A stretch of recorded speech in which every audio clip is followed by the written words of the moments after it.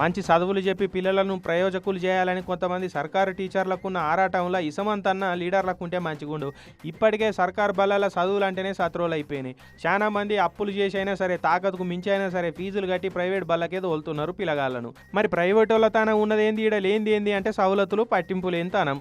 బడి మంచిగుంటే చదువు చెప్ప సార్లు ఉండరు, సార్లుంటే పిల్లగాళ్ళు రారు. ఇవి రెండు ఉన్న జాగాలో పిల్లలు ఒంటికి పోనీకే బాత్రూమ్లు కూడా ఉండయాయి.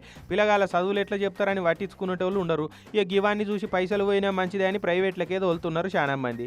లేలే మన బడిలో అట్లా లేదు, అన్ని తీరుల సవలతులు ఉన్నాయి, మీ పిల్లగాళ్ళను మన సర్కారు బల్లెనే చేర్పిరి, మీ పిల్లగాళ్ళను రోజు బడికి తీసుకొచ్చి ఇంటికాడ వడగొట్టేందుకు మేమే బాధ్యత తీసుకుంటామని భద్రాద్రి కొత్తగూడెం జిల్లా చెర్ల మండలం కలివేరు హై స్కూల్ టీచర్లు అందరు కలిసి మనిషికి పైసలు వేసుకొని పిల్లగాళ్ళ కోసం ఆటోను పెట్టించారు. ఇట్లా బడికి దూరంగా ఉన్న పిల్లల్ని మెయిన్ స్ట్రీమ్లోకి తీసుకురావడానికి మేము తల్లిదండ్రులను కలిసి ప్రభుత్వం జరిగింది.